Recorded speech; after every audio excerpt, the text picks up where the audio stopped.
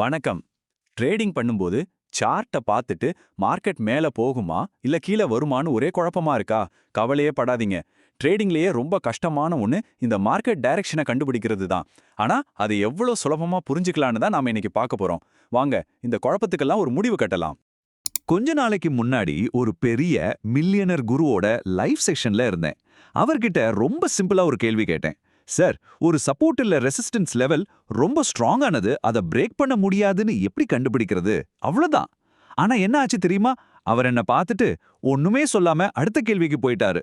அப்போதான் எனக்கு ஒண்ணு புரிஞ்சது. பல பேரு உண்மையை சொல்லித் தரதை விட விஷயத்தை கஷ்டமா காட்டி கோர்ஸ் விக்க தான் பாக்குறாங்க. ஆனா நீங்க கவலைப்பட வேண்டாம்.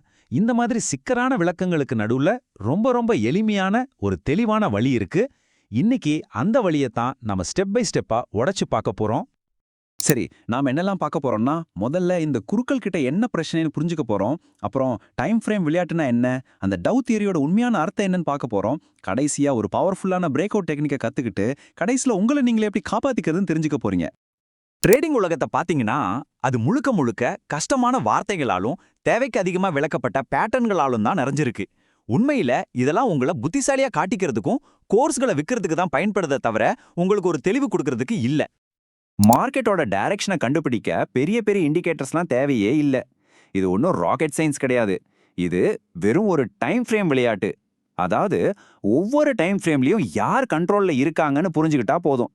வாங்க அந்த ஆட்டக்காரர்கள் யாருன்னு இப்ப பார்க்கலாம். இந்த அட்டவணையை நல்லா பாருங்க. இதுதான் இந்த விளையாட்டோட ரூல் புக்குனே சொல்லலாம். டைம் ஃப்ரேம்களை நாம 3ஆ பிரிக்கலாம். முதல்ல டயர் 1. இதுல மந்த்லி, வீக்லி, டெய்லி சார்ட்ஸ் வரும். இவங்கள நம்ம அங்கிள்ஸ்னு செல்லமா கூப்பிடலாம். ஏன்னா மார்க்கெட்டோட பெரிய ட்ரெண்டை இவங்க தான் முடிவு பண்ணுவாங்க. ஸ்விங் ட்ரேடர்ஸ்க்கு இவங்க தான் எல்லாம். அடுத்தது டயர் 2. இதுல H4, H1, M30 வரும். இவங்கள கசின்ஸ்னு சொல்லலாம். இன்ட்ராடே ட்ரேடர்ஸ்க்கு இவங்க ரொம்ப முக்கியம். கடைசியா டயர் 3, M15, M5, M1 இவங்க தான் செரீஸ். ஏன் தெரியுமா? இவங்கள நாம என்ட்ரியை கன்ஃபார்ம் பண்ண மட்டும்தான் யூஸ் பண்ணணும். நிறைய பேரு டவ் தியரினா அது ஏதோ பழைய வேலைக்கு ஆகாத விஷயம்னு நினைச்சிட்டு இருக்காங்க. ஆனா அதுதான் நம்ம பண்ற மிகப்பெரிய தப்பு. அது சரியா யாருமே விலகி சொல்லாதது தான் பிரச்சனை. உண்மையில மார்க்கெட் எப்படி நகருதுன்னு புரிஞ்சுக்க இதுதான் அஸ்திவாரம். இப்போ ஒரு புல்லிஷ் ட்ரெண்டை பாருங்க. பிரைஸ் புதுசா ஹையர் லோஸ்னு போயிட்டே இருக்கு. இது நம்ம எல்லாருக்குமே தெரியும். ஆனா இங்க ஒளிஞ்சிருக்கிற ரகசியம் என்னன்னா, பிரைஸ் ஒவ்வொரு தடவையும் மேல போறதுக்கு முன்னாடி கொஞ்சம் கீழே இறங்கி, அதாவது பின்வாங்கி ஒரு முக்கியமான இடத்துல இருந்து சப்போர்ட்டை எடுத்துட்டு தான் மேல போகும். இந்த பின்வாங்குதல் நடக்கும்போது தான் நமக்கான என்ட்ரி வாய்ப்பு இருக்கு. அதே மாதிரி தான் ஒரு இறக்கப்போக்குலையும் பிரைஸ் புதுசா லோயர் ஹைஸ்னு போயிட்டே இருக்கும். இங்கேயும் பிரைஸ் இன்னும் கீழே போறதுக்கு முன்னாடி கொஞ்சம் மேலே ஏறி ஒரு முக்கியமான இடத்துல பட்டு ரிஜெக்ட் ஆகிட்டு தான் தன்னோட இறக்கத்தை தொடரும். இந்த பின்வாங்கி ரீடெஸ்ட் பண்ற விஷயத்த மட்டும் நல்லா மனசுல வச்சுக்கோங்க. ஏன்னா இதுதான் நம்மளோட மொத்த டெக்னிக்கோட ஆணிவேர். சரி, ஒரு ட்ரெண்டை எப்ப மாறும், மார்க்கெட்டோட டைரக்ஷன் எப்ப ரிவர்ஸ் ஆகும், இதை கண்டுபிடிக்க மார்க்கெட்டே நமக்கு ஒரு சிக்னல் கொடுக்கும். எந்த இண்டிகேட்டரையும் விட ரொம்ப ரொம்ப முக்கியமான அந்த ஒற்றை சிக்னல் என்னன்னு தான் நாம இப்ப பார்க்க போறோம். அதுக்கு பேர் தான் கிளாசிக் லெவல் பிரேக் அவுட். இது எப்போ நடக்கும்னா, ஒரு கேண்டிலோட முழு பாடியும் அதோட விக்கில்ல முழு உடம்பும் முன்னாடி இருந்த ஹையோ இல்ல லோவையோ உடைச்சிட்டு க்ளோஸ் ஆகணும். இது ஒரு பூட்ன கதவை உடைச்சிட்டு உள்ள வர மாதிரி. இந்த மாதிரி நடக்கும்போது அந்த டைம் ஃப்ரேம்ல மார்க்கெட்டோட டைரக்ஷன் மாறிடுச்சுன்னு கன்ஃபார்மா சொல்லலாம். இதுதான் நமக்கு கிடைக்கிற முதல் சிக்னல். ஓகே, இப்போ நாம டைம் ஃப்ரேம்ஸை பத்தி கத்துக்கிட்டோம். டவ் தியரியோட அடிப்படை என்னன்னு புரிஞ்சுக்கிட்டோம். டைரக்ஷன் மாறுறதுக்கான சிக்னலையும் பார்த்துட்டோம். இப்போ இது எல்லாத்தையும் ஒன்னா சேர்த்து ஒரு சிம்பிளான ஆனா ரொம்ப பவர்ஃபுல்லான 3 ஸ்டெப் டெக்னிக்கை எப்படி மாத்துறதுன்னு பார்க்கலாமா?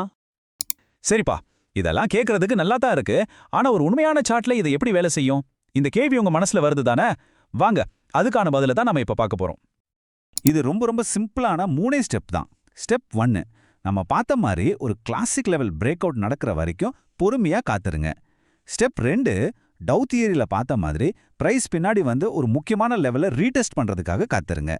ஸ்டெப் 3, அந்த ரீடெஸ்ட் வெற்றிகரமா முடிஞ்சதும் பிரைஸ் புது டைரக்ஷன்ல போக ஆரம்பிக்கும். அவ்வளவுதாங்க. இங்க பாருங்க இந்த சிம்பிளான சார்ட் உதாரணத்தை. முதல்ல பிரேக் அவுட் நடக்குது. அப்புறம் பிரைஸ் பின்னாடி வந்து ஒரு முக்கியமான லெவல்ல ரீடெஸ்ட் பண்ணுது. அதுக்கப்புறம் புது டைரக்ஷன்ல பறக்குது. இதை மட்டும் நீங்க சரியா புரிஞ்சுக்கிட்டீங்கன்னா மார்க்கெட்டோட மூவ்மெண்ட் ஒரு குழந்தை விளையாட்ட மாதிரி உங்களுக்கு தெரியும். இப்போ உங்க கையில ஒரு ரொம்ப சக்தி வாய்ந்த கருவி இருக்கு. ஆனா ஒண்ணு நல்லா ஞாபகம் வச்சுக்கோங்க, இது ஏதோ மந்திரக்கோள் கிடையாது. இந்த அறிவை எப்படி பயன்படுத்துறீங்கன்றது உங்க கையில தான் இருக்கு. உண்மையான வேலை இப்போதான் ஆரம்பிக்குது. அப்போ நீங்க என்ன செய்யணும்? முதல்ல ஒரு நோட்புக் எடுங்க. சார்ட்டை திறந்து வச்சு நான் சொன்ன இந்த பேட்டர்ன்ஸை தேடி கண்டுபிடிங்க. ஒவ்வொரு நாளும் பிராக்டிஸ் பண்ணுங்க. பேக் டெஸ்ட் பண்ணுங்க, திரும்ப திரும்ப பேக் டெஸ்ட் பண்ணுங்க. இதுக்காக நீங்க உண்மையா உழைக்கணும். அப்பதான் இந்த அறிவு உங்களுக்கு பணமா மாறும். கடைசியா இத மட்டும் உங்க மனசுல நல்லா பதிய வச்சுக்கோங்க. எந்த குருவோ எந்த இண்டிகேட்டரோ உங்களை காப்பாத்தாது. நீங்க தான் உங்களை காப்பாத்திக்கணும். அதனால ஒரு நோட்புக் எடுங்க, சார்ட்டை திறங்க, பிராக்டிஸ் பண்ண ஆரம்பிங்க. உங்க வெற்றி உங்க கையில தான் இருக்கு.